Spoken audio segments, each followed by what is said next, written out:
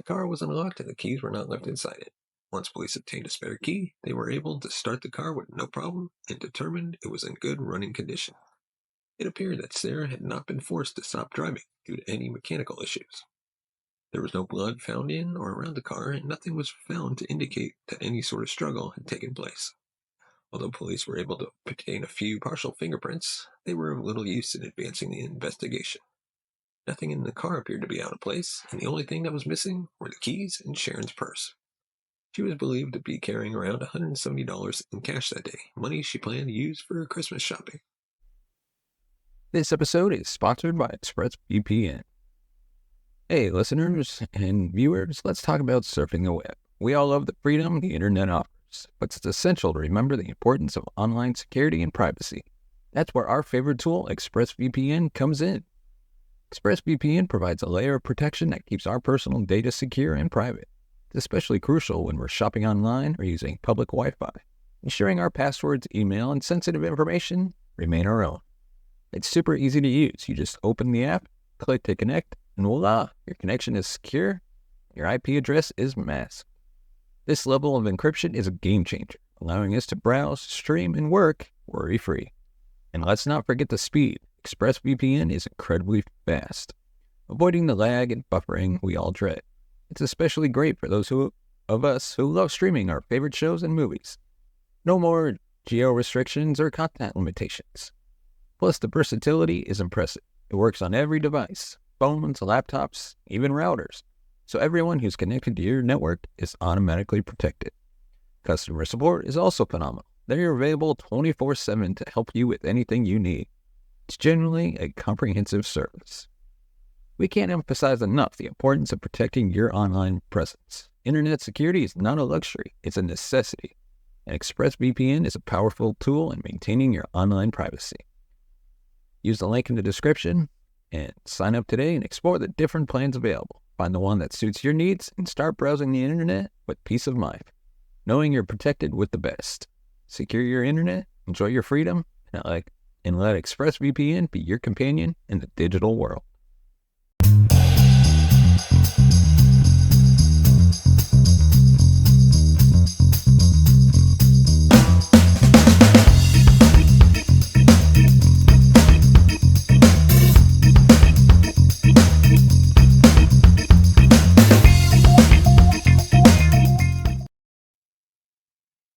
Before we dive into today's episode, we'd like to remind you to find us on Facebook, Instagram, Twitter, and TikTok. Just search the True Crime Never Sleeps podcast. Without further ado, let's dive into Cold Case Friday and our Texas cold case of the disappearance of Sharon McCully. Sharon McCully had a day off from work on Monday, December 10, 1984, and planned to get an early start on her Christmas shopping. Sharon, who preferred to be called Sarah, left the Austin, Texas home she shared with her husband John early that afternoon. She first drove to LM Volkswerks, where John was employed as a mechanic. She picked him up and the two went to a local restaurant for lunch. Then she drove him back to work. She dropped John off at 1:40 p.m. He watched as she pulled her car out onto Howard Lane and headed in the direction of Interstate 35. He had no idea that he would never see his wife again. When John got home from work around 6:30 p.m. that evening, he was surprised to find the apartment empty. Even on the days when she worked, Sarah always got home before him. Although he was concerned, he knew that she had planned to get some shopping done and thought she was just running late. As the hours dragged on, with no signs of her, his concern grew. It was out of character for Sarah to be out so late without calling him, and he worried that she might have been in a car accident. John spent the night calling Sarah's friends and family to see if anyone had heard from her, but no one had. He was praying there was some kind of logical explanation for her absence, but when daybreak arrived with no sign of Sarah, he was panic-stricken. He called the Austin Police Department and reported her missing. John told investigators they had gone out to lunch with Sarah the previous afternoon and she planned to go shopping afterward. He noted that both Sarah and her car were missing. She had been driving her 1965 Volkswagen Beetle. It was white with an orange hood. Police immediately sent out an alert for all patrol units to be on the lookout for both Sarah and her Volkswagen, but there were no immediate results. Sarah, who worked for the Internal Revenue Service office on Interstate 35, was notably absent from her desk Tuesday morning. This was unheard of, She was the dependable employee who had never missed a shift prior to this. John and several of Sarah's friends spent their morning driving up and down the highway searching in vain for any sign of her car.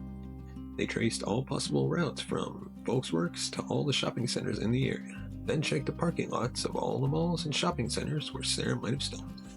They found no trace of the missing 25-year-old. Although Sarah was an adult, the Austin police took her case seriously from the start. The news media was also quick to pick up on her disappearance, running as an article about it. The day after she was reported missing, they noted that there was nothing in Sarah's background that made her a likely candidate to run off voluntarily. She had a good marriage and a steady job, although investigators had not found anything to indicate foul play had taken place. Sarah's friends and family were convinced that something terrible had happened to her. Early Wednesday morning, police located Sarah's car. It had been seemingly abandoned at the Linear Plaza Apartments, a complex located just 5 miles away from John's works. The car was unlocked and the keys were not left inside it.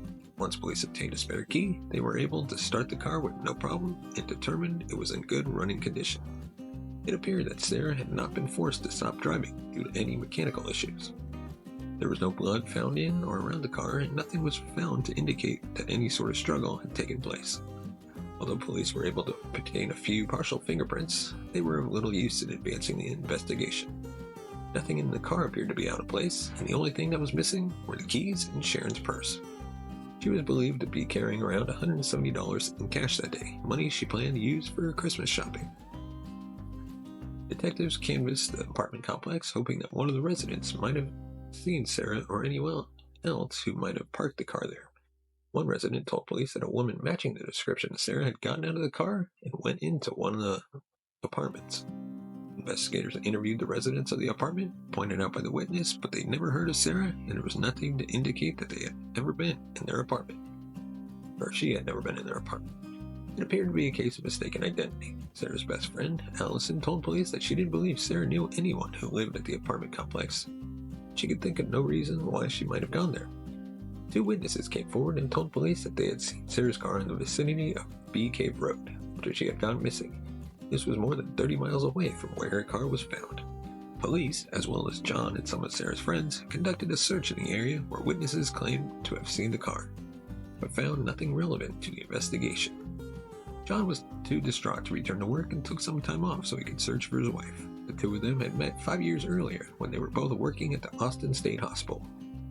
Once they learned that they shared a mutual love of camping and other outdoor activities, they started dating. They had gotten married on May 7, 1982. Friends and family reported that they seemed to get along wonderfully, and there were no known problems in their marriage. They had recently purchased an empty lot in North Austin where they planned to build a home. Their plans also included building a large garage on the property so John could open his own mechanic shop. Despite the fact that their marriage appeared solid, spouses are always considered potential suspects in cases like this, and John was no exception. He was interrogated on several occasions by detectives and agreed to take a polygraph exam. John admitted that he found the questions he was asked to be unsettling, as the examiner seemed to insinuate that he might have done something to harm Sarah. He passed the lie detector test with no problems and was ruled out as a suspect. The week after Sarah disappeared, 21-year-old Lauren McCarty also went missing in Austin. She was found dead a few days later. She had been sexually assaulted and murdered, then left in the trunk of her own car behind a shopping mall. Detectives soon announced that they had a suspect in Lauren's case. They were certain that Sarah's disappearance was not connected. The fact that Lauren was found dead was still a cause of great distress for Sarah's friends and family, and they feared that she had met a similar fate. In desperation, John decided to consult with a psychic. He took some of Sarah's clothing and jewelry to John Ketchings, a noted Dallas psychic who had worked with police in the past and was credited with helping them find several bodies. The psychic agreed to meet with Austin police. He told them that he believed Sarah was dead and he had been buried in a shallow grave somewhere to the south of Lake Austin in West Travis County. A large-scale search of that area was conducted, but nothing was found. A year after Sarah's disappearance, little progress had been made on that case. Her family feared that they might never learn what happened to her. Detectives have long since exhausted the few leads that they had, and were never able to develop any person of interest or suspects in her case. Believing that Sarah was dead, but uncertain if her body would ever be found, her family held a memorial service for her after she had been missing for a year. Her parents, John, and about a dozen friends gathered on Mount Bonnell, where John and Sarah had gotten married in a sunrise ceremony 3 years earlier.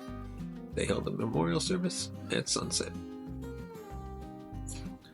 Sharon McCully was 25 years old when she went missing in 1984. She has brown eyes and dark brown hair, and at the time of her disappearance, she was 5 feet 5 inches tall and weighed 130 pounds.